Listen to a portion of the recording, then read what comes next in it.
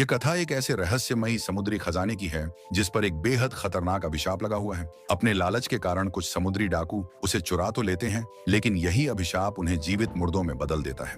वे मौत के लिए तरसेंगे, मगर उन्हें कभी मुक्ति नहीं मिलेगी। आखिर इस अभिशाप में ऐसा क्या छिपा है जो इंसान को इस हद तक मजबूर कर सकता है? कहानी की शुरुआत में हम एक विशाल जहाज को देखते हैं। उस जहाज पर एक लड़की समुद्री डाकुओं का गीत गा रही थी। तभी एक व्यक्ति आकर उसे चुप रहने के लिए कहता है, क्योंकि यदि समुद्री डाकुओं ने उसका यह गीत सुन लिया तो वे उनके जहाज पर हमला कर देंगे। तभी लेफ्टिनेंट नॉरिंगटन वहां पहुंचता है और उस आदमी को वहां से भेज देता है। नॉरिंगटन की बातों से साफ जाहिर होता है कि वह समुद्री डाकुओं से बेहद नफरत करता है। कुछ ही समय बाद एलिजाबेथ समुद्र में एक लड़के को देखती है और तुरंत जहाज पर मौजूद लोगों को इसकी जानकारी देती है। उसकी हालत देखकर वे लोग उस लड़के को जहाज पर ले आते हैं। तभी वे देखते हैं कि समुद्र में एक और जहाज आग की लपटों में घिरा हुआ था। दूसरी तरफ एलिजाबेथ जैसे ही उस लड़के को छूती है, उसी पल उसे होश आ जाता है। एलिजाबेथ उससे कहती है कि मेरा नाम एलिजाबेथ है, जिस पर वह लड़का अपना नाम विल टर्नर बताता है और इतना कहकर दोबारा बेहोश हो जाता है। फिर एलिजाबेथ उसकी गर्दन में समुद्री डाकुओं का एक लॉकेट देखती है और समझ जाती है कि वह एक डाकू है, लेकिन वह यह बात किसी को नहीं बताती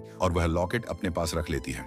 इसके बाद हमें वर्तमान समय की एलिजाबेथ दिखाई जाती है, जो अब बड़ी हो चुकी है। उसके पास अभी भी विल का वही लॉकेट मौजूद था, जिसे वह अपने गले में पहन लेती है। उसी समय एलिजाबेथ के पिता, जो पोर्ट रॉयल के गवर्नर हैं, उसके लिए एक उपहार लेकर आते हैं, जिसके अंदर एक बेहद खूबसूरत ड्रेस थी। इसके बाद हम विल को देखते हैं, जो अब लोहार का काम करता है और उसे अपने बीते हुए जीवन के बारे में कुछ भी याद नहीं है। वह आज गवर्नर के लिए बनाई गई एक तलवार लेकर आया था। दोनों बातचीत ही कर रहे होते हैं कि तभी एलिजाबेथ भी अपने पिता द्वारा दी गई ड्रेस पहनकर नीचे आ जाती है। वह विल को देखकर बहुत प्रसन्न हो जाती है, लेकिन गवर्नर को यह पसंद नहीं आता कि उसकी बेटी एक लोहार से बात करे। दूसरी ओर कैप्टन जैक स्पैरो भी पोर्ट रॉयल पहुंच जाता है। वह वहां एक जहाज चुराने के इरादे से आया था। तभी कुछ सैनिक उसे रोक लेते हैं। वह उन्हें साफ साफ बता भी देता है कि वह जहाज चुराने आया है, लेकिन कोई भी उसकी बात पर भरोसा नहीं करता। उधर एलिजाबेथ नॉरिंगटन के साथ खड़ी होती है। नॉरिंगटन उससे विवाह की बात करने की कोशिश कर रहा था, लेकिन एलिजाबेथ को अपनी ड्रेस की वजह से सांस लेने में काफी परेशानी हो रही थी।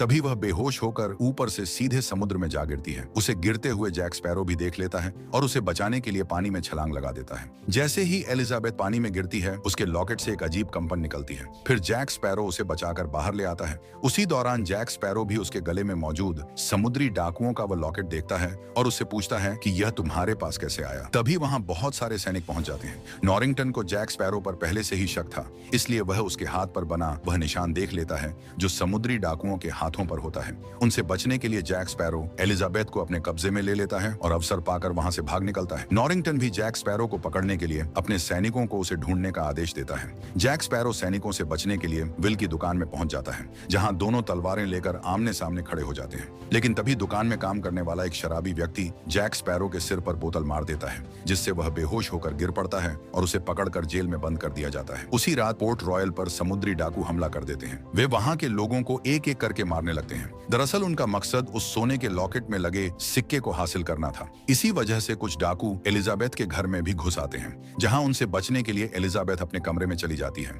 लेकिन वे दोनों डाकू दरवाजा तोड़कर उसके कमरे तक पहुंच जाते हैं। इसलिए एलिजाबेथ वहां मौजूद दूसरे कमरे की अलमारी में छिप जाती है, लेकिन इस बार भी वे उसे ढूंढ निकालते हैं। तभी एलिजाबेथ कहती है कि मैं तुम्हारे सरदार से बातचीत करना चाहती हूँ और यह नियम भी है कि बातचीत से पहले तुम मुझे मार नहीं सकते। इसलिए वे डाकू एलिजाबेथ को अपने साथ ले जाते हैं। विल भी एलिजाबेथ को उनके साथ जाते हुए देख लेता है, लेकिन उस समय वह उसकी मदद नहीं कर पाता। दूसरी तरफ जेल में भी जैक स्पैरो को वे डाकू पहचान लेते हैं, लेकिन जैसे ही एक डाकू उसका गला पकड़ता है, रोशनी में आते ही उसका हाथ कंकाल में बदल जाता है, क्योंकि उन सभी डाकुओं को एक अभिशाप मिला हुआ है। वहीं ब्लैक पर्ल जहाज पर एलिजाबेथ की मुलाकात जहाज के सरदार बारबोसा से होती है। एलिजाबेथ उससे कहती है कि मैं चाहती हूँ कि पोर्ट रॉयल और समुद्री डाकुओं के बीच की दुश्मनी हमेशा के लिए समाप्त हो जाए और तुम यहाँ से चले जाओ। लेकिन बारबोसा उसकी बात को नजरअंदाज कर देता है। तभी एलिजाबेथ अपने पास मौजूद उस सिक्के को समुद्र में फेंकने की धमकी देती है, जिसे देखकर सभी डाकू घबरा जाते हैं। उस सिक्के को देखकर बारबोसा एलिजाबेथ से उसका नाम पूछता है, जिस पर एलिजाबेथ बताती है कि मेरा नाम एलिजाबेथ टर्नर है।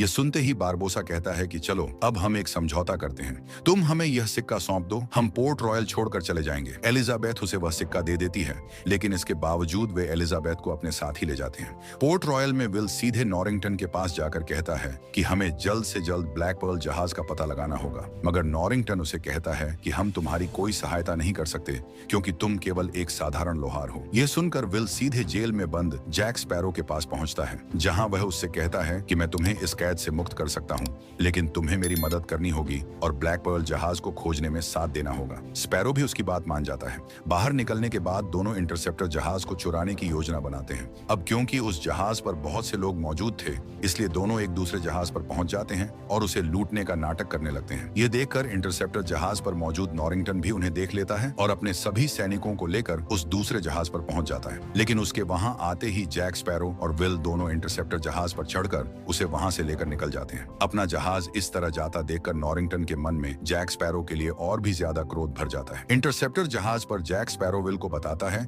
कि तुम्हारे पिता भी एक समुद्री डाकू थे और लोग उन्हें बूटस्ट्रैप टर्नर के नाम से जानते थे। लेकिन विल उसकी बातों पर बिल्कुल विश्वास नहीं करता क्योंकि वह अपने पिता से कभी मिला ही नहीं था, इसलिए उसे इस बात पर भरोसा करना कठिन लग रहा था। इसके बाद दोनों टॉर्टुगा नाम के एक द्वीप पर पहुंचते हैं, जहां जैक स्पैरो अपने पुराने मित्र गिब्स से मिलता है और उसे अपने कुछ और साथियों को इकट्ठा करने के लिए कहता है ताकि वे मिलकर ब्लैक पर्ल जहाज को खोज सकें। शुरुआत में गिब्स उसके साथ जाने से इनकार कर देता है, लेकिन जब जैक स्पैरो बताता है कि उसके पास बूटस्ट्रैप का बेटा है, तब यह सुनकर गिब्स उसके साथ जाने के लिए तैयार हो जाता है। दूसरी तरफ जहाज पर एलिजाबेथ बारबोसा से कहती है कि तुम्हें वह सिक्का मिल चुका है, अब मुझे जाने दो। उस समय बारबोसा उसे बताता है कि यह सिक्का कुल 882 सोने के सिक्कों में से एक है, जिन्हें एजटेक लोगों को हरनान कोर्टेस से बचाने के लिए दिया गया था। लेकिन कोर्टेस के लालच के कारण एजटेक देवताओं ने उस खजाने पर अभिशाप लगा दिया। बाद में बारबोसा और उसके साथियों ने उस खजाने को ढूंढ निकाला और खर्च कर दिया, जिसके कारण वे सभी श्रापित हो गए और जीवित होते हुए भी मर नहीं सकते। इस अभिशाप को समाप्त करने के लिए उन्हें पूरा सोना वापस रखना होगा और हर सदस्य को अपना रक्त अर्पित करना होगा। लेकिन एक सदस्य बूटस्ट्रैप बिल का खून अभी तक नहीं चढ़ाया गया था क्योंकि वह समुद्र में खो चुका था। बारबोसा को लगता है कि एलिजाबेथ बूटस्ट्रैप की बेटी है, इसलिए वह उसके खून का उपयोग करके श्राप से मुक्त होना चाहता था। उसी समय एलिजाबेथ बारबोसा पर हमला करके वहां से भाग जाती है, लेकिन बाहर चारों तरफ कंकाल जैसे लोगों को देखकर वह बहुत डर जाती है। अब उसे यकीन हो चुका था कि बारबोसा सच कह रहा है। दूसरी ओर गिब्स भी जैक स्पैरो के साथ जाने के लिए अपने कई साथियों को इकट्ठा कर लेता है और सभी वहां से रवाना हो जाते हैं। बारबोसा एलिजाबेथ को लेकर एक द्वीप पर पहुंच चुका था और अपने पूरे दल के साथ छोटी नावों में बैठकर उस द्वीप की गुफा में चला जाता है। कुछ समय बाद जैक स्पैरो भी उसी द्वीप तक पहुंच जाता है। तभी गिब्स विल को बताता है कि जैक स्पैरो पहले ब्लैक पर्ल का कप्तान हुआ करता था और केवल उसे ही उस खजाने का रहस्य पता था। उसने अपने साथियों पर भरोसा करके उन्हें उस खजाने का पता बता दिया था। लेकिन जैसे ही खजाने का स्थान मालूम हुआ, बारबोसा ने जैक स्पैरो को एक सुनसान द्वीप पर मरने के लिए छोड़ दिया और स्वयं उस सोने को लेकर चला गया। हालांकि किसी तरह जैक स्पैरो उस द्वीप से बच निकला और आज तक उसकी पिस्तौल में केवल एक ही गोली बची है, जिसे वह बारबोसा के सीने में उतारकर उससे बदला लेना चाहता है। इसके बाद जैक स्पैरो विल को साथ लेकर उस द्वीप की गुफा में पहुंचता है, जहां वे एलिजाबेथ को समुद्री डाकुओं के बीच देखते हैं। उसी दौरान बारबोसा उस तिजोरी को खोलता है जिसके भीतर ढेर सारे सोने के सिक्के रखे हुए थे। वह एलिजाबेथ का हाथ काटकर उसके खून को सिक्के पर लगाता है और फिर उसे तिजोरी में डाल देता है। लेकिन इसके बावजूद उनका अभिशाप समाप्त नहीं होता। यह देखकर बारबोसा बेहद क्रोधित हो जाता है। उसे शक हो जाता है कि एलिजाबेथ असली टर्नर नहीं है और वह उसे एक जोरदार थप्पड़ मारकर नीचे गिरा देता है। इसी बीच विल एलिजाबेथ को वहां से निकाल ले जाता है। थोड़ी देर बाद बारबोसा को पता चलता है कि एलिजाबेथ वहां नहीं है, इसलिए वह अपने सभी साथियों को उन्हें खोजने के लिए भेज देता है। लेकिन उन्हें एलिजाबेथ नहीं बल्कि जैक स्पैरो मिल जाता है। तब जैक स्पैरो उनसे कहता है कि मैं तुम्हारे सरदार से बातचीत करना चाहता हूँ। यह सुनकर वे उसे मार नहीं पाते क्योंकि यह उनके नियमों के विरुद्ध था। दूसरी ओर विल एलिजाबेथ को लेकर अपने जहाज पर पहुंच जाता है और नियम के अनुसार पीछे छूटे व्यक्ति को बचाने के लिए कोई वापस नहीं जाता, इसलिए वे सभी स्पैरो को वहीं छोड़कर आगे बढ़ने लगते हैं। उधर बारबोसा अपने आदमियों को जैक स्पैरो को मारने का आदेश देता है, लेकिन तभी जैक स्पैरो उन्हें बताता है कि उसे बूटस्ट्रैप के बेटे का पता मालूम है। यह सुनकर बारबोसा अपने लोगों को रोक देता है। इसके बाद सभी श्रापित समुद्री डाकू इंटरसेप्टर का तेजी से पीछा करने लगते हैं और एलिजाबेथ भी उन्हें अपने पीछे आते हुए देख लेती है। विल सबको अपनी तोपें तैयार करने के लिए कहता है और दोनों जहाज एक दूसरे पर गोलाबारी शुरू कर देते हैं। इस समय तक जैक स्पैरो भी अपनी कैद से मुक्त हो चुका था। उधर एलिजाबेथ देखती है कि उसके गले में वह लॉकेट नहीं है, इसलिए उसे खोजने के लिए विल जहाज के भीतर चला जाता है, लेकिन नीचे काफी पानी भर चुका था। ऊपर श्रापित समुद्री डाकू भी उनके जहाज पर चढ़ने लगते हैं और कुछ डाकू जहाज के अंदर बारूद लगाने लगते हैं। इसी दौरान जैक स्पैरो भी एक रस्सी के सहारे इंटरसेप्टर जहाज पर पहुंच जाता है। नीचे विल देखता है कि एक बंदर उसका सिक्का लेकर भाग गया है। तभी एलिजाबेथ देखती है कि जहाज में पानी भर जाने की वजह से विल डूब रहा है, लेकिन वह उसकी सहायता कर पाती इससे पहले ही समुद्री डाकू उसे पकड़ लेते हैं। दूसरी ओर जैक स्पैरो उस बंदर को पकड़ने की कोशिश करता है, मगर वह सिक्का लेकर बारबोसा के पास पहुंच जाता है। अब इंटरसेप्टर के सभी लोग बारबोसा की कैद में आ चुके थे। उधर इंटरसेप्टर जहाज में रखे बारूद के कारण एक बहुत बड़ा विस्फोट हो जाता है, लेकिन विल उससे पहले ही बाहर निकल चुका था। अपने साथियों को बचाने के लिए वह स्वयं बारबोसा के पास पहुंच जाता है और अपने ऊपर बंदूक तानकर कहता है कि यदि तुमने मेरे दोस्तों को नहीं छोड़ा तो मैं खुद को गोली मार लूंगा। लेकिन बारबोसा चालाकी से विल को अपने कब्जे में ले लेता है और एलिजाबेथ तथा जैक स्पैरो को उसी द्वीप पर मरने के लिए छोड़ देता है। अगले ही दिन नॉरिंगटन वहां पहुंचता है और उन्हें उस द्वीप से बाहर निकाल लेता है। एलिजाबेथ नॉरिंगटन से विल को समुद्री डाकुओं से बचाने की विनती करती है, लेकिन नॉरिंगटन और उसके पिता इसके लिए तैयार नहीं होते। तब एलिजाबेथ कहती है कि यदि तुम विल को बचा लाओगे तो मैं तुमसे विवाह कर लूंगी। यह सुनकर नॉरिंगटन तैयार हो जाता है और जैक स्पैरो से उस द्वीप का रास्ता पूछता है। द्वीप तक पहुंचने के बाद जैक स्पैरो सभी को बाहर रुकने के लिए कहता है और स्वयं एक छोटी नाव लेकर गुफा के अंदर चला जाता है। अंदर बारबोसा विल को मारने ही वाला था कि तभी जैक स्पैरो पहुंचकर उसे रोक देता है। वह उन्हें बताता है कि बाहर गवर्नर के बहुत सारे सैनिक खड़े हैं और यदि तुमने अभी विल को मार दिया तो तुम इंसान बन जाओगे तथा बाहर मौजूद सैनिक तुम्हें खत्म कर देंगे, इसलिए पहले उन सैनिकों को मरवा दो। उन्हें हराने के बाद तुम 2 जहाजों के कप्तान बन जाओगे। ये सुनकर बारबोसा उसकी बात मान लेता है और अपने समुद्री डाकुओं को हमला करने के लिए भेज देता है। वे सभी छिपकर गवर्नर के जहाज पर धावा बोल देते हैं और एक एक करके लोगों को मारने लगते हैं। उधर गुफा के भीतर जैक स्पैरो और विल भी बारबोसा तथा उसके साथियों से लड़ने लगते हैं। लड़ाई के दौरान बारबोसा अपनी तलवार जैक स्पैरो के शरीर में घुसा देता है, लेकिन तभी जैक स्पैरो चांदनी में पहुंच जाता है और कंकाल का रूप धारण कर लेता है। दरअसल उसने भी उस खजाने में से एक सिक्का चुरा लिया था। दूसरी तरफ ब्लैक पर्ल जहाज पर पहुंचकर एलिजाबेथ जैक स्पैरो के सभी साथियों को आजाद कर देती है, लेकिन उनमें से कोई भी उसके साथ विल और जैक स्पैरो को बचाने नहीं जाता।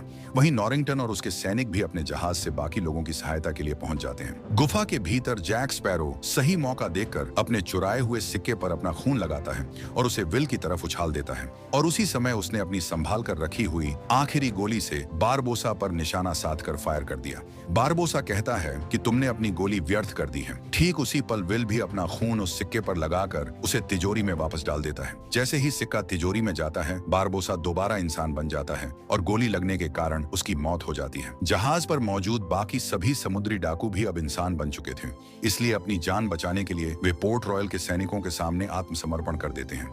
इसके बाद हमें सीधे पोर्ट रॉयल का दृश्य दिखाया जाता है, जहां आज जैक स्पैरो को सबके सामने फांसी दी जाने वाली थी। उसी दौरान वहां विल भी पहुंच जाता है। वहां आते ही वह सबसे पहले एलिजाबेथ के सामने अपने प्रेम का इजहार करता है और फिर सीधे जैक स्पैरो को बचाने निकल पड़ता है।